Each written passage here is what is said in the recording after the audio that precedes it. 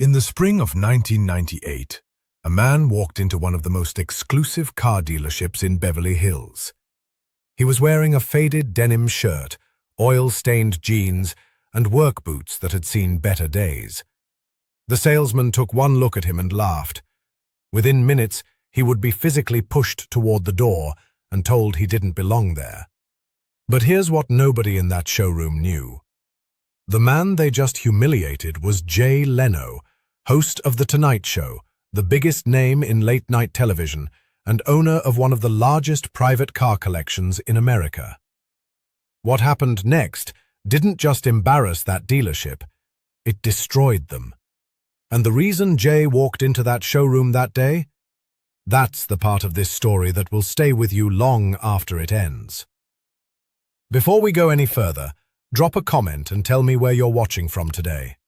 If you love stories like this, hit subscribe because tomorrow we have another incredible story you won't want to miss. It was a quiet Saturday morning in Los Angeles. The kind of morning where the California sun feels like a promise. Jay Leno had woken up early, the way he always did. But today was different. Today wasn't about work or schedules or interviews. Today was about his father. Angelo Leno had passed away 3 years earlier. He was a simple man, an insurance salesman, who spent every weekend in the garage teaching his son how engines work. On the wall of that small garage in Andover, Massachusetts, there was a poster. A silver 1955 Mercedes-Benz 300 SL Gullwing. His father's dream car. The car he never owned. Jay had made a decision. He was going to find that car, restore it with his own hands, and donate it to charity in his father's name. But first, he had to walk through those glass doors, and that's when everything changed. The dealership was called Castellano Classic Motors. It sat on a corner near Rodeo Drive, its windows gleaming with the reflection of cars most people only see in magazines. When Jay pushed through the front door, he was hit by the scent of Italian leather and fresh polish. The floors were white marble, the cars were positioned like sculptures, and the people inside looked like they had stepped out of a luxury catalog. Jay didn't fit, and everyone noticed. He walked slowly through the showroom, his eyes scanning each vehicle until they landed on what he had come for. There it was. In the back corner, roped off like art, the 1955 Mercedes-Benz 300 SL Gullwing. Silver. Original paint. The exact car from his father's poster. For a moment, Jay just stood there. He could almost hear his dad's voice. "Someday, Jay. Someday we'll see one of these in person." He approached a young salesman standing nearby. The man was typing on his phone, barely paying attention. "Excuse me?" Jay's voice was polite. "Could you tell me about the Gullwing?" The salesman looked up, scanned Jay from head to toe, and smirked. "Yeah, that one's not for test drives. It's for serious buyers only." He turned back to his phone without another word. Jay nodded slowly. He didn't push. He never pushed. Instead, he waited. But as he stood there, he could hear the whispers beginning to ripple through the showroom. Who let him in? Probably thinks he's at a car show. Someone should tell him the bus station is down the street. Jay heard every word. He pretended not to. He kept his eyes on the car, running his fingers lightly along the rope barrier. The silver finish reflected his face, a face that millions of Americans saw every night on television. But not one person in that room recognized him. That's when the footsteps came. Slow, deliberate, heavy with authority. Jay turned around. A man in a finely tailored Italian suit was walking toward him. Silver hair slicked back, gold watch catching the light. His expression was the kind that said he had never been told no in his entire life. His name was Richard Castellano, and he was about to make the biggest mistake of his career. Richard stopped a few feet from Jay. He didn't extend his hand. He didn't smile. He just looked, up and down, like he was appraising something he had already decided to reject. "Can I help you with something?" The way he said it made clear he had no intention of helping. Jay kept his voice calm. "I'm interested in the gull-wing. I'd like to know more about it." Richard let out a short breath through his nose, almost a laugh. "That car is $950,000, one of only 1,400 ever made." He paused. "It's not exactly the kind of thing you just walk in and ask about." Jay didn't blink. "I'm aware of what it is. That's why I'm here." Richard tilted his head. His eyes moved to the grease stain on Jay's sleeve, the worn boots, the denim shirt that probably cost less than his pocket square. "Look, I've been doing this a long time. I can tell in 5 seconds whether someone belongs in a showroom like this." He gestured vaguely at Jay's clothes. "And with all due respect, you don't." Silence. The other customers had stopped pretending not to listen. A woman in pearls actually stepped back, as if poverty might be contagious. Jay took a slow breath. He thought of his father. "Be the bigger man, Jay. Always be the bigger man." "I didn't realize there was a dress code for buying a car." Richard's smile vanished. His jaw tightened. "There's a profile. Our clients are executives, surgeons, people who've actually achieved something." He stepped closer. "People who don't walk in looking like they just crawled out from under a truck." Jay held his gaze, didn't flinch, didn't move. What Richard Castellano didn't know, what no one in that showroom knew, was that the man standing in front of him earned over $20 million a year. That he had interviewed presidents, movie stars, and kings. That his personal car collection was already worth more than every vehicle in this dealership combined. When the truth came to light, the consequences wouldn't just be surprising, they would be unforgettable.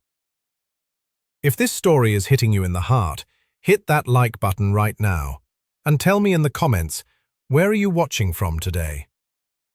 Richard crossed his arms. "I think it's time for you to leave, before this gets embarrassing." Jay's expression didn't change, but something behind his eyes shifted. What happened next would be captured on camera, and it would change everything. Jay didn't raise his voice. He never raised his voice. "You know, my father was a working man." He said it quietly, almost to himself. "He never made much money. Never owned a fancy car. But every weekend, he'd take me into our garage and teach me how engines work, how to listen to them, how to fix them." Richard rolled his eyes. "Is there a point to this story?"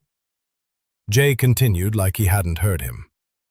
"On the wall of that garage, there was a poster, a silver gull-wing, just like that one."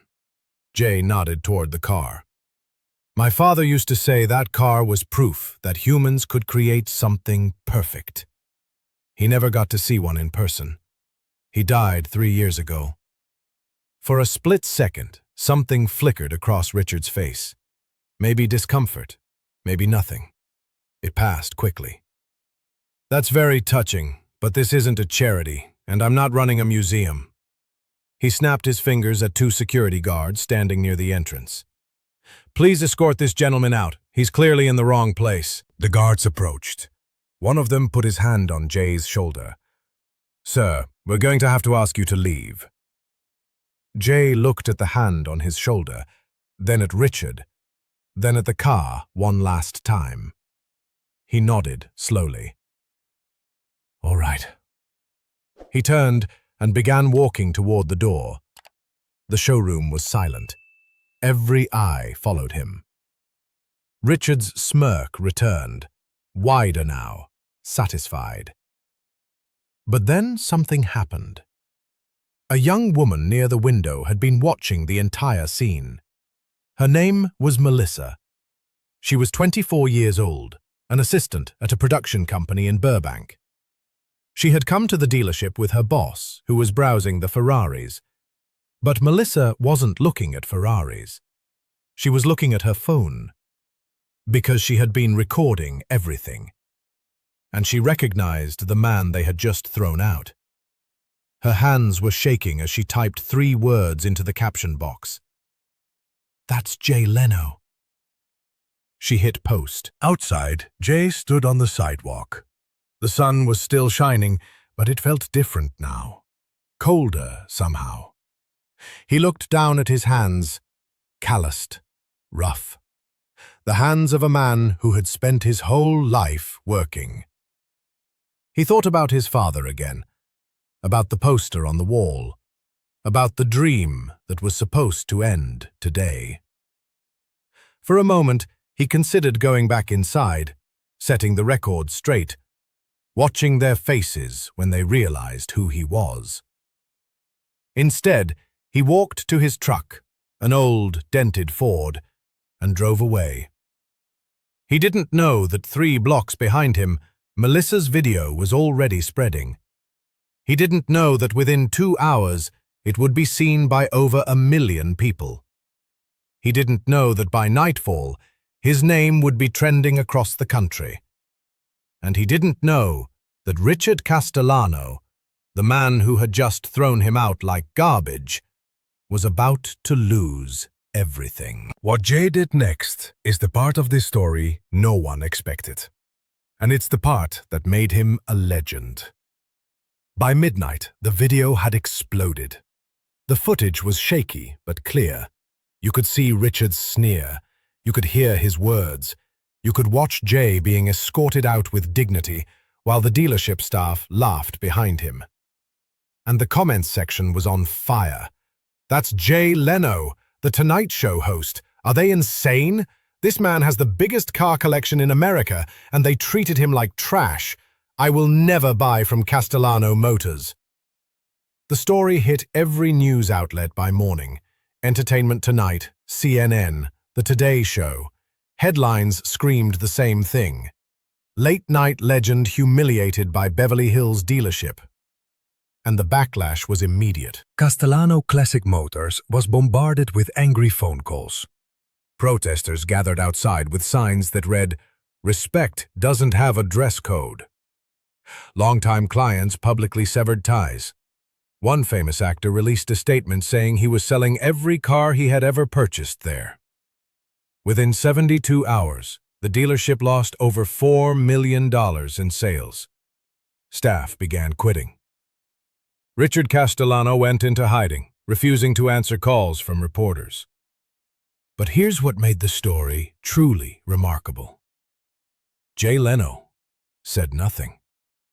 He didn't do interviews. He didn't release statements. He didn't mention it on The Tonight Show. He just continued with his life. But privately, something was happening. At his home in Burbank, surrounded by cars he had restored with his own hands, Jay sat in his garage late at night. In his hand was an old photograph, black and white. His father, young and smiling, standing in front of their tiny garage. Behind him on the wall was the poster of a silver gull wing. "What would you do, Dad?" The answer came to him the way his father's voice always did. Quiet, steady, clear. "Don't get mad, Jay. Get meaningful." Jay picked up his phone and made a call. He had decided what he was going to do. But it wasn't revenge. It was something far more powerful. If this story is reminding you of someone you love, share it with them right now. And let me know in the comments, where in the world are you watching from today? 3 days later, Jay Leno's truck pulled into the parking lot of Castellano Classic Motors. The showroom that had once been filled with laughter was now nearly empty, and the man who had humiliated him was standing alone behind the counter. Richard Castellano looked up. His face went white. The moment he had dreaded was here. Jay walked through the glass doors like it was any other day.